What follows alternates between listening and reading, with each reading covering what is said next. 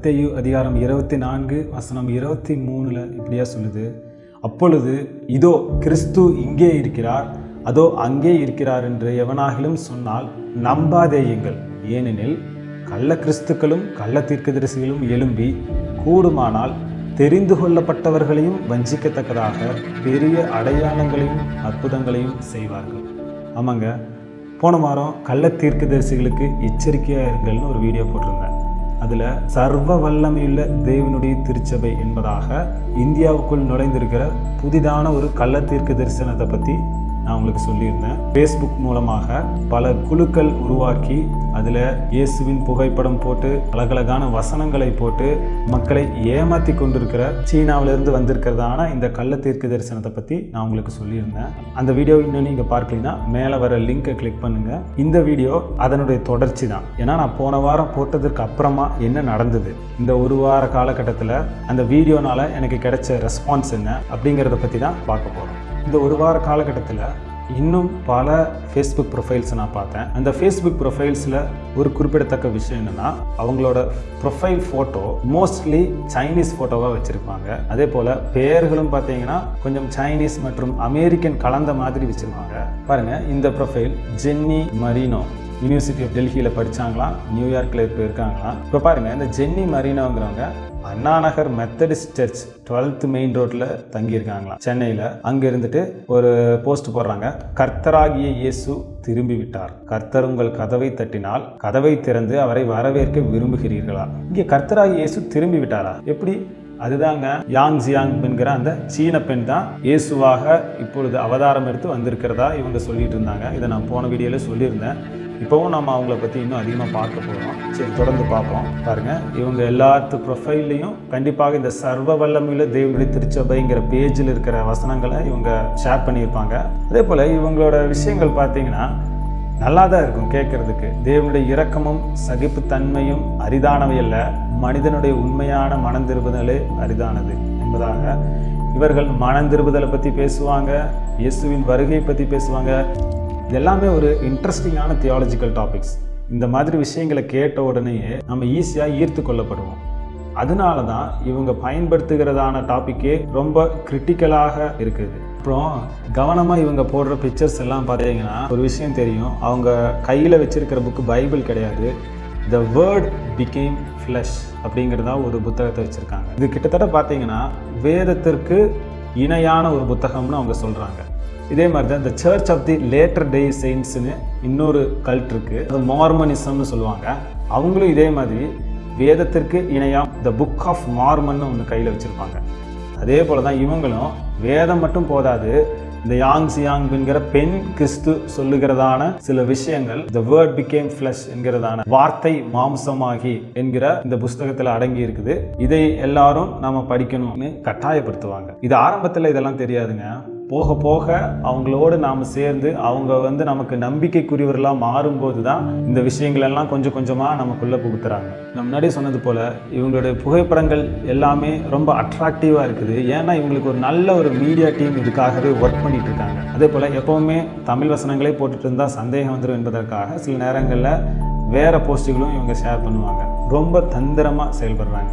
பாருங்கள், இந்த ஜென்னி மரீனோ இப்போ அவங்க கொலம்பஸ் ஒஹியோவில் இருக்காங்களா, ட்ரையம் கிறிஸ்டியன் சென்டர். முன்னாடி பார்த்தா அவங்க சென்னையில் அண்ணா நகர் வீதியில் இருக்கிறதா போட்டிருந்தாங்க. இப்போ திடீர்னு கொலம்பஸ் ஒஹியோவில் இருக்காங்க. இதில் பாருங்கள், இவங்க எழுதியிருக்கிற தமிழ், எனது இந்திய நண்பர்கள், தயவு செய்து அதை தவற விடாதீர்கள், எல்லா துன்பங்களிலிருந்தும் எங்களை காப்பாற்ற இறைவன் திரும்புவதற்காக நீங்கள் இயங்குகிறீர்கள். என்ன தமிழ் இது? இவங்க பயன்படுத்துறது கூகுள் டிரான்ஸ்லேட்டுங்கிற ஒரு சேவை. அதில் அவங்களோட இங்கிலீஷ் கண்டென்ட் எல்லாம் எடுத்து போட்டு அதை அப்படியே தமிழில் டிரான்ஸ்லேட் பண்ணிடுறாங்க. ஸோ நமக்கு பார்க்கறதுக்கு இது தமிழ் போல தெரிஞ்சாலும் இது ரொம்ப கொடுமையான தமிழ்ங்க. கொஞ்சம் கவனமாக படித்து பார்த்தீங்கனாலே உங்களுக்கே புரிஞ்சிடும். பாருங்கள், 9ஆம் தேதி கொலம்பியா ஒஹியோவில் இருக்காங்களாம், இப்போ 12ஆம் தேதி நாகர்கோவிலுக்கு வந்துட்டாங்களாம், அங்கே புன்னை நகரில் இருக்காங்களாம். இங்கேயும் தமிழ் பாருங்கள், எனது இந்திய நண்பர்கள், பேரழிவுகள் தொடர்ந்து கொண்டே இருக்கின்றன, இதன் பின்னால் தேவன் என்ன செய்வார், மாம்சத்தில் தோன்றுகின்ற வார்த்தை. இந்த புத்தகத்தை பாருங்கள், ஆரம்பத்தில் அழகான அடிப்படையான சத்தியங்களை பேசி உங்களை நல்லா நம்ப வச்சுட்டு அதுக்கப்புறமா தான் இந்த பெண் இயேசுவை பற்றியும் இந்த மாம்சத்தில் வந்த தேவன் என்கிறதான இந்த புத்தகத்தை பற்றியும் உங்களுக்கு சொல்லி கொடுப்பாங்க. அப்படி நம்பிக்கைக்குரியவர்களாக மாறினதுக்கு அப்புறமா அவங்க என்ன சொன்னாலும் நம்புறவங்களா மாறிடுறோம். அது ஒரு இயல்பான விஷயம்தான். அந்த யுக்தியை தான் இவங்க இங்கே பயன்படுத்துகிறாங்க. பாருங்கள், அடுத்து தூத்துக்குடியில் இருக்காங்களாம். அடுத்து அதே 16ஆம் தேதி திடீர்னு ஸ்ரீலங்கா போயிட்டாங்களாம். இப்படி ஒரு சூப்பர் ஹியூமன்னால கூட இவ்வளோ வேகமாக போக முடியுமான்னு எனக்கு தெரியல. இது போன்ற பல போஸ்ட்டுக்கு போடுறாங்க. எனது இந்திய நண்பர்கள் கர்த்தருடைய வருகையை எதிர்பார்க்கிறீர்களா? ஆம், நான் செய்கிறேன். இல்லை, நான் இல்லை என்பதாக போடுறாங்க.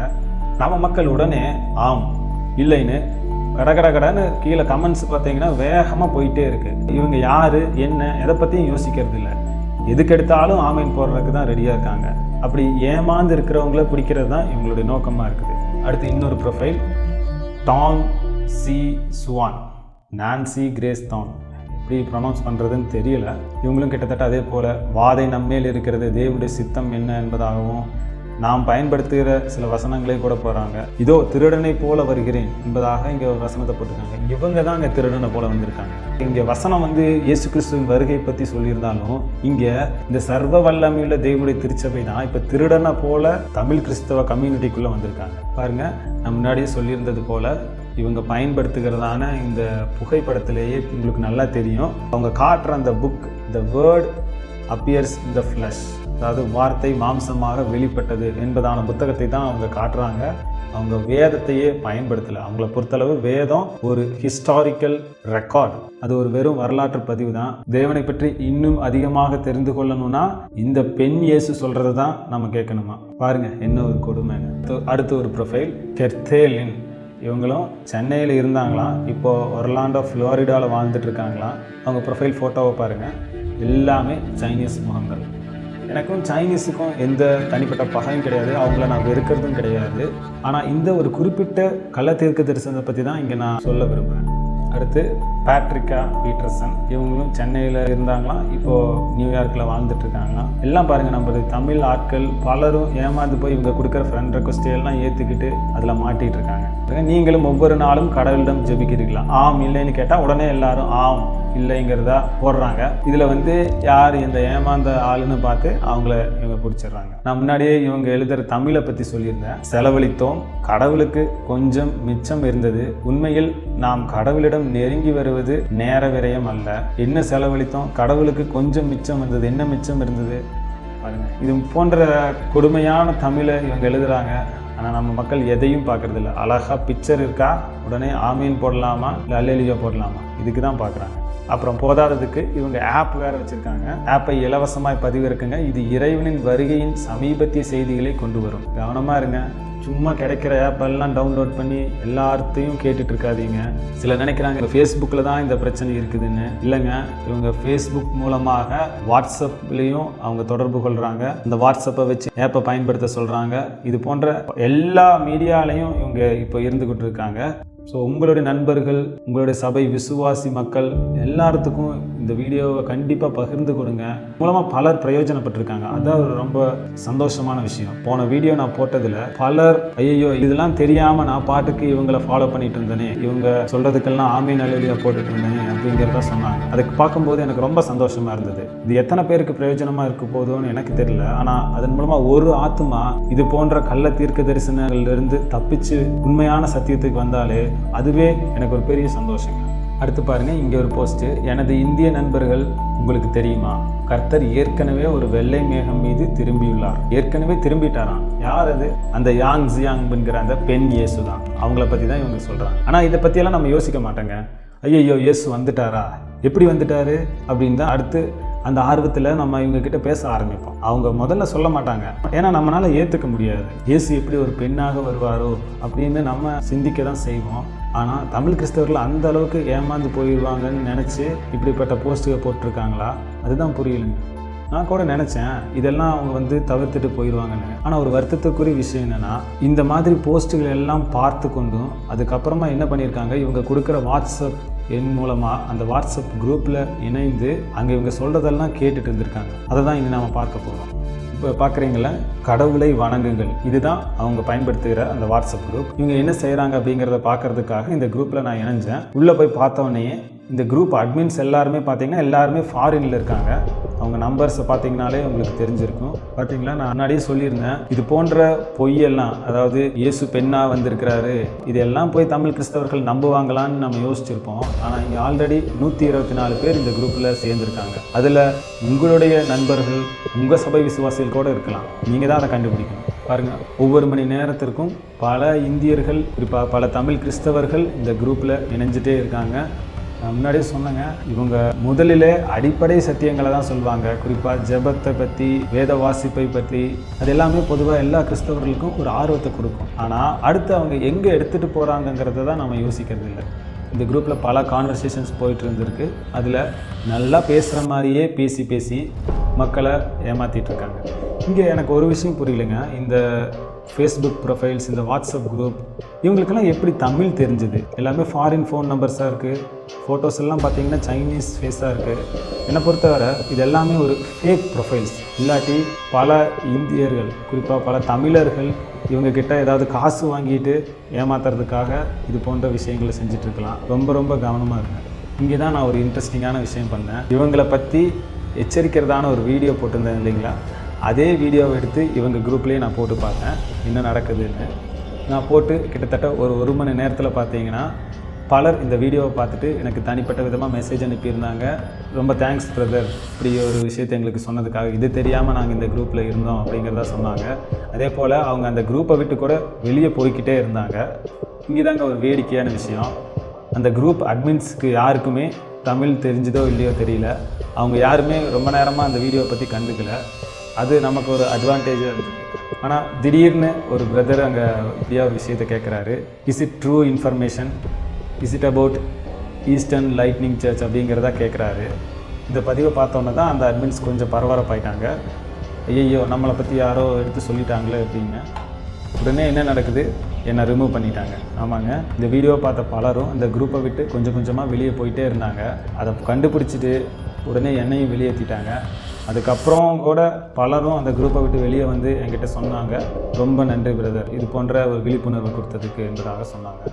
நீங்களும் கூட யாராவது கடவுளை வணங்குகள் என்பதான இந்த குரூப்பில் இணைஞ்சிருப்பீங்கன்னா உடனே வெளியே வாங்க. அதே போல் முதல்ல அந்த அட்மின்ஸ் யாருங்கிறத பாருங்கள். எல்லாமே ஒரு ஃபாரின் நம்பர்ஸாக இருக்கும்போதே நீங்கள் யோசிக்க வேண்டாமா? அதுக்கும் நம்ம தமிழ்நாட்டுக்கும் என்ன சம்மந்தம்? தமிழ்நாட்டிலே பல ஊழியங்கள் இருக்குது. இது எல்லாத்தையும் விட்டுட்டு ஏன் யாரோ எங்கிருந்தோ வந்து சொல்கிறத கேட்கணும்னு எதிர்பார்க்குறீங்க?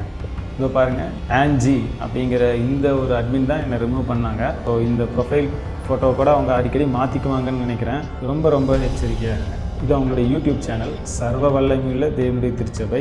இதுலேயும் பார்த்தீங்கன்னா அழகழகான வீடியோஸ் போட்டிருக்காங்க. நல்ல ஒரு மீடியா டீம். பார்த்த உடனே நம்ம சப்ஸ்கிரைப் பண்ணணும், உடனே லைக் பண்ணணும், இல்லை ஷேர் பண்ணணும்னு தான் தோணும். அப்படிப்பட்ட ஒரு அழகான யூடியூப் சேனல். பல வீடியோக்களை போட்டிருக்காங்க.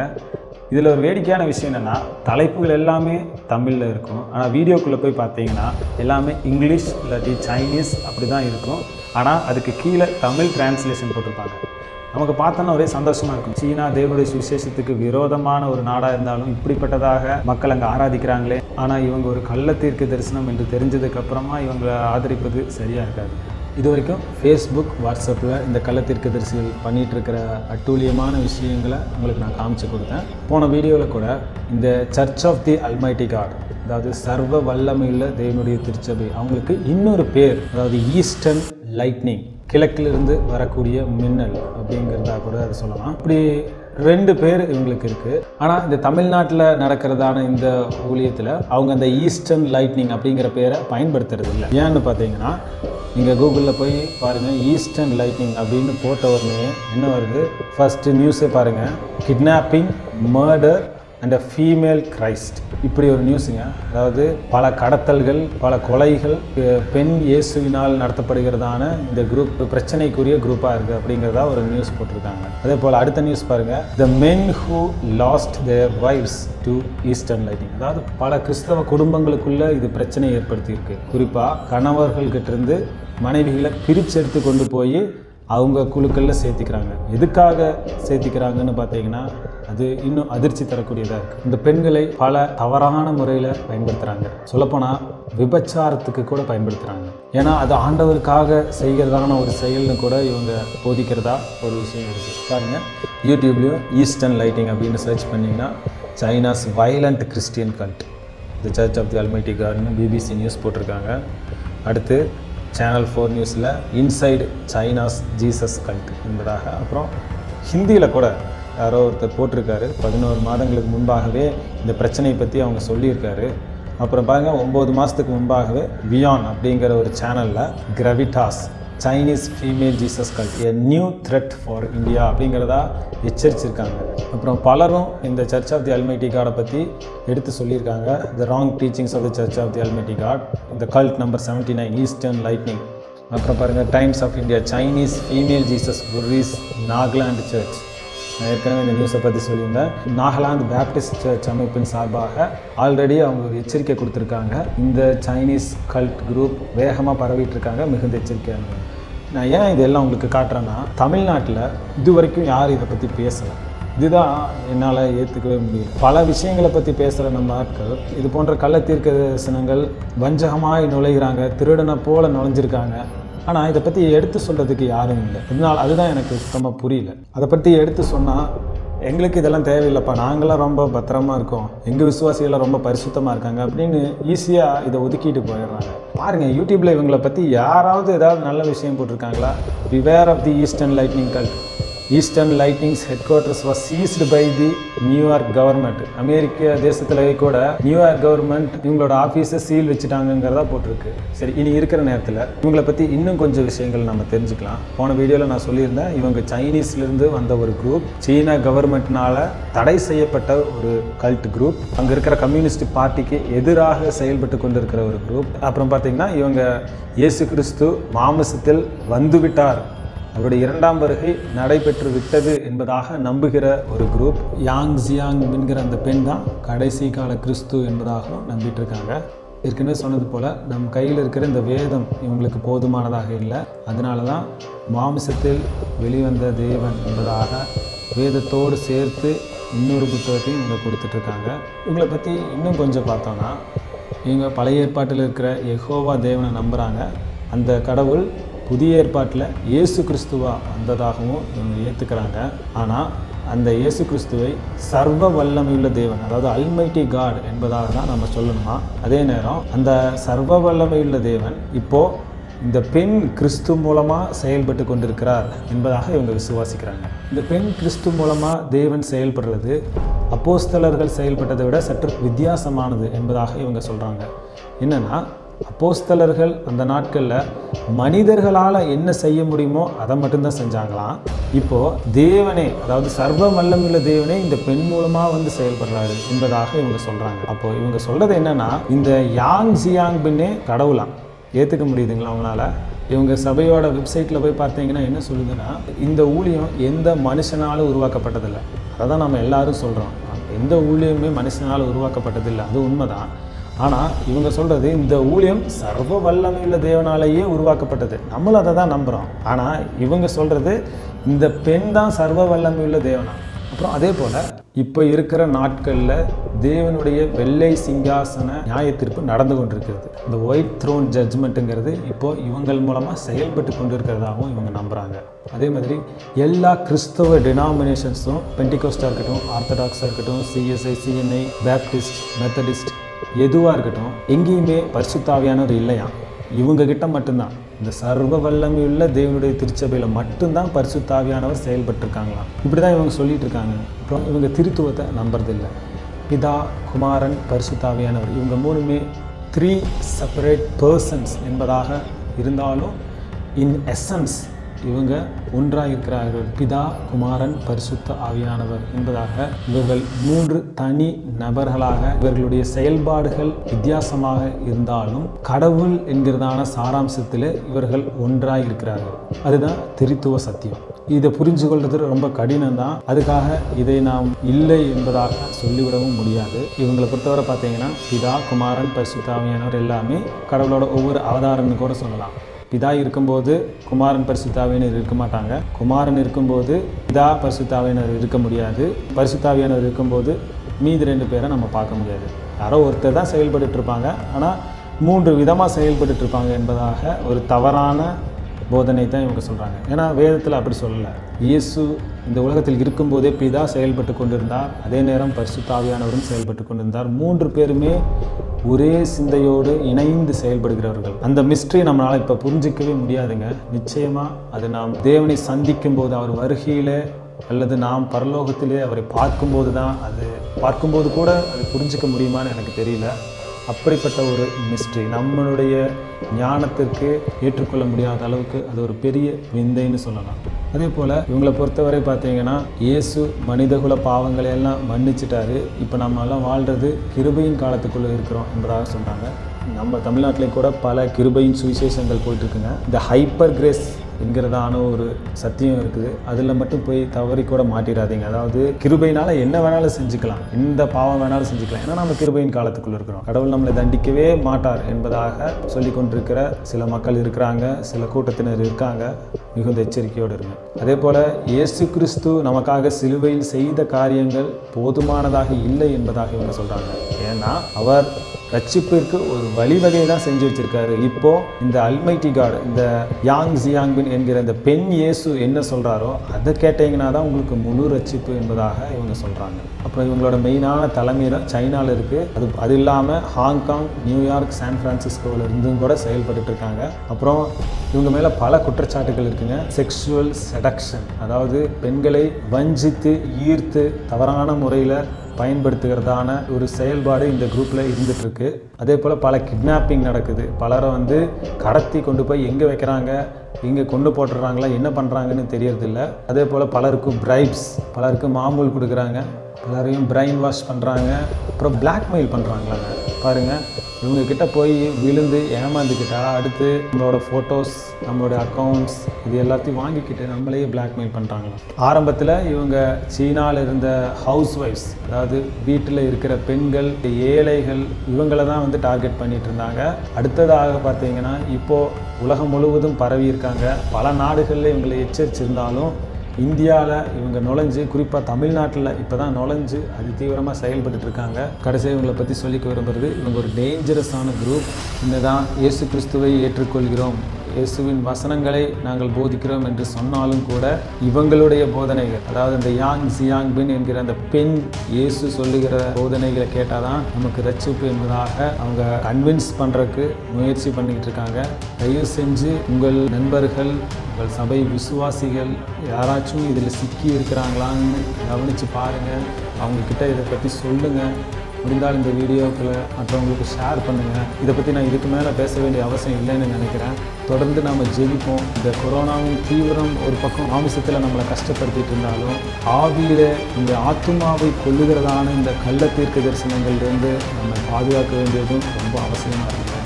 இதன் மூலமாக ஒருத்தர் பிரயோஜனப்பட்டால் கூட அதுவே எனக்கு மிகப்பெரிய சந்தோஷம்தான். தொடர்ந்து நீங்கள் என்ன நினைக்கிறீங்கிறத இந்த கமெண்ட் பாக்ஸில் போடுங்க. இந்த சேனலை சப்ஸ்கிரைப் பண்ணலைன்னா உடனே சப்ஸ்கிரைப் பண்ணுங்கள். மீண்டும் ஒரு புதிய வீடியோவோடு உங்களை சந்திக்கிறேன். இதுவரை கடவுளின் சமாதானம் உங்களோடு இருக்கட்டும்.